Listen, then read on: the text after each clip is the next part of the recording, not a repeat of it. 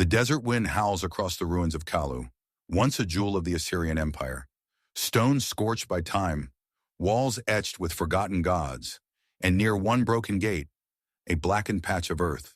The locals say nothing grows there, not because of the soil, but because of what soaked into it centuries ago. The blood of 100 men, flayed, screaming, torn open on command.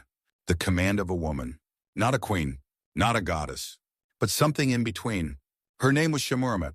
To later Greeks, she would be remembered as Semiramis, a legend, a she-demon, a goddess of war and lust. But in truth, she was more terrifying than myth could ever imagine, because she was real. And she ruled through one weapon greater than the sword, fear. Shamuramat was the widow of King Shamshi-Adad Fikum and mother to the boy King Adad Nirari III. When her husband died, tradition dictated she fade into the shadows. Instead, she claimed the throne, sat beside her son, and became the true power behind the empire. No queen had ever ruled like this in Assyria.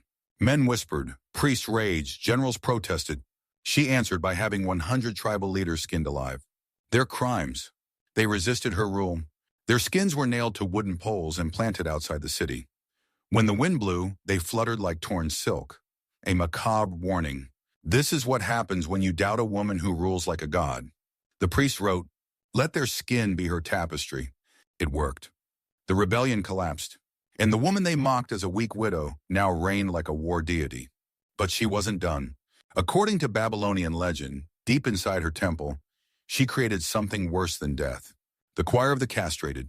Boys from conquered cities, often the sons of those rebellious kings, were taken as tribute. Each underwent ritual castration. They were then dressed as priestesses, draped in gold, painted in sacred oils, and renamed after lost goddesses. They were forbidden to speak, only to sing. Their high, haunting voices echoed through the temple night and day. She turned their screams into hymns, the legend says. Anyone who tried to speak of this secret was blinded by royal order. The stories sound impossible, but the fact remains. Shamuramat ruled for 5 years, and in that time, Assyria expanded like never before, swallowing cities, silencing rebels, and building its foundations on the broken bodies of those who resisted. She didn't just break the rules. She broke the flesh of kings and boys alike and carved her legacy in blood. But power comes at a price. And behind her golden throne, something darker began to fester. Her rule did not begin with a crown. It began with a corpse. When King Shamshi-Adad V died, the Assyrian court expected his teenage son to take power, but instead it was the boy's mother, Queen Shamuramat, who climbed the throne. Not quietly, not humbly, but through a theater of terror. They say her first order was to gather 100 rebel governors, men who had opposed her late husband. One by one, they were skinned alive in the palace courtyard. Their twitching hides were nailed to the gates of Nineveh. Their bodies left to rot under the scorching Mesopotamian sun. But Shamuramat didn't look away. She watched. Every second. She wanted the city to learn what female power smelled like. Raw flesh, hot blood, and burned skin. There was no mourning period, no royal modesty. She took command of the army, the priesthood, and the treasury, a woman in a kingdom that worshipped warlike masculinity. And yet no man dared speak against her. Why? Because she had found a weapon no king had mastered before her: psychological mutilation. According to myth, she gathered the sons of 40 defeated noblemen, all still young enough to be molded. But instead of raising them as princes or pages, she had them castrated, their voices stolen and futures crushed. They became her spies, her scribes, her personal guard boys without fathers, without heirs, without threat. In Assyria, the eunuch was not a servant. He was an instrument of domination. A man made less than a man, so the queen could be more than human. These castrated boys were dressed in silk, painted like priestesses, and trained to obey only the queen's voice. They moved silently through the palace, watching ambassadors, poisoning traitors, delivering messages that no soldier could question. Each boy was a wound walking on 2 feet, a reminder that Shamuramat could reach into any home and cut out its legacy. And then came her war campaign, a 5-year expansion into what is now Armenia and Iran. The generals laughed when she announced her plan, until she marched at the head of the army, her face veiled in lion skin, her eunuch scribes following like shadows. She didn't fight with swords. She fought with visions. In every conquered city, she demanded a temple be built not to a god, but to her. Her statues rose with lion claws and eagle wings. She blurred the lines between deity and despot, and in doing so, she rewrote the masculine script of kingship.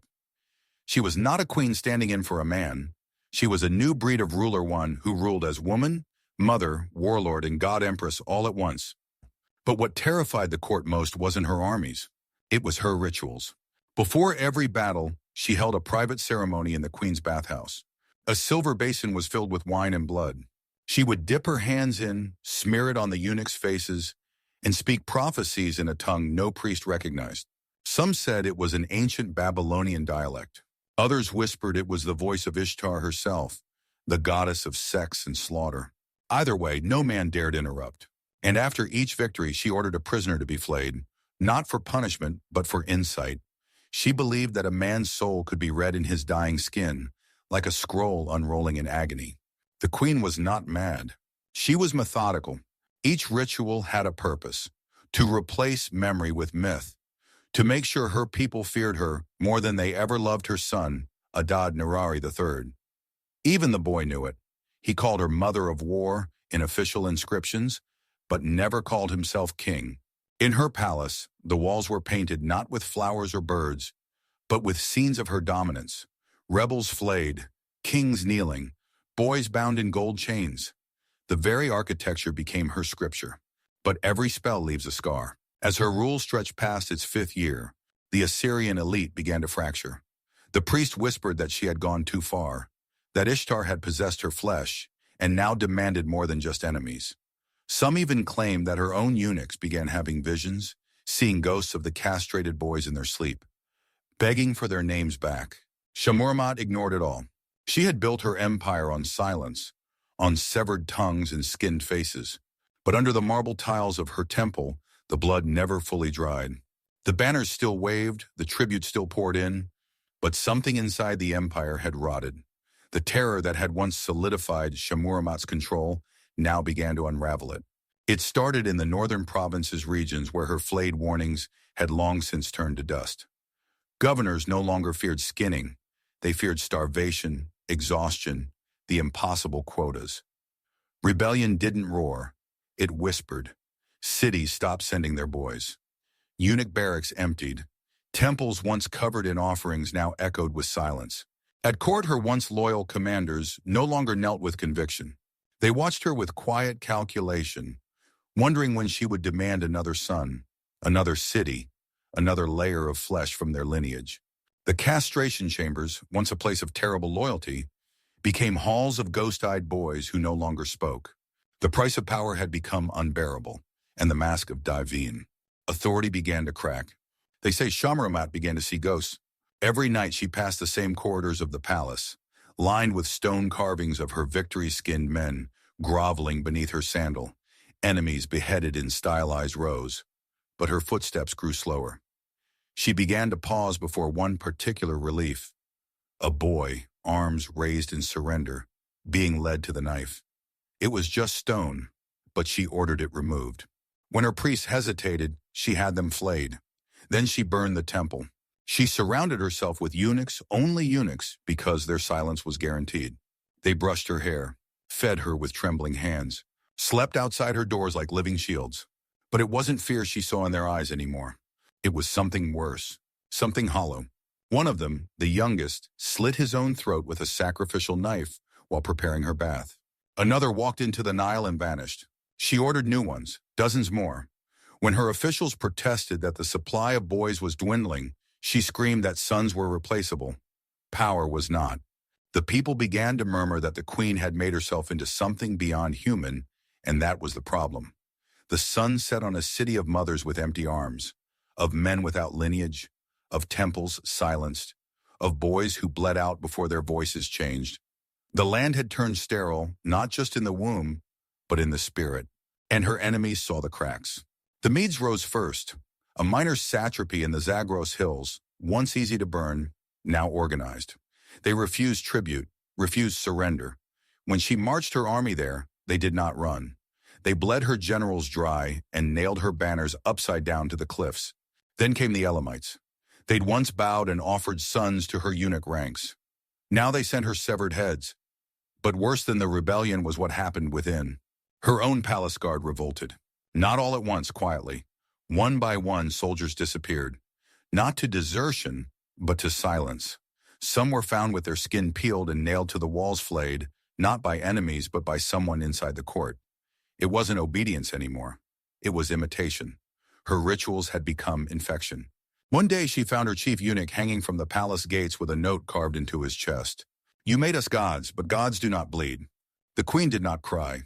She ordered the city gates closed, issued a decree. Every child-born male was to be turned over to the palace by age 5. Women wept in the streets. A revolt flared in the lower districts. She sent fire through them, burned entire neighborhoods to ash. The screams echoed for days. The Nile ran dark with soot. She took to wearing crimson robes dyed in cochineal and blood. Her crown now bore tiny daggers along its rim. Her proclamations were no longer red, only carved in stone with iron nails. And then came the dream. It said that Shamuramat stopped sleeping, or that when she did, she walked corridors in a trance, whispering to things no one could see. A slave once said she saw the queen kneeling before a child's skeleton in the palace catacombs, murmuring, "I made you eternal. Why don't you thank me?" She was never seen again. The queen no longer governed. She commanded like a deity from a tomb. But her voice, once cold and resonant, grew cracked. Her face grew hollow. Her hands trembled in council meetings. She would scream when touched. She ordered mirrors smashed. Some say her reflection no longer obeyed.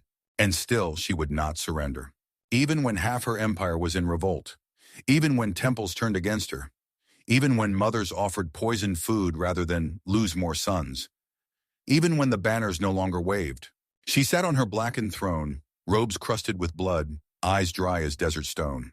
Because a god does not fall, even as the walls cracked, even as the palace burned, even as her name was cursed by the very people who once called her divine. The empire did not collapse the day Shamuramat died. It limped forward, bleeding, silenced, and hollow. The throne passed to others. The rituals dulled.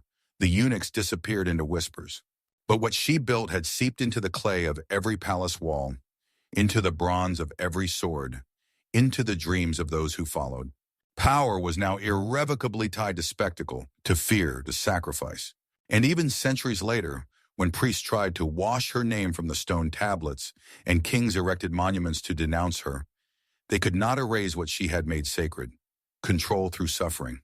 She became myth, not just as Semiramis, the goddess of Babylon, but as something worse, a symbol, a caution, a shadow that empires recognized in themselves.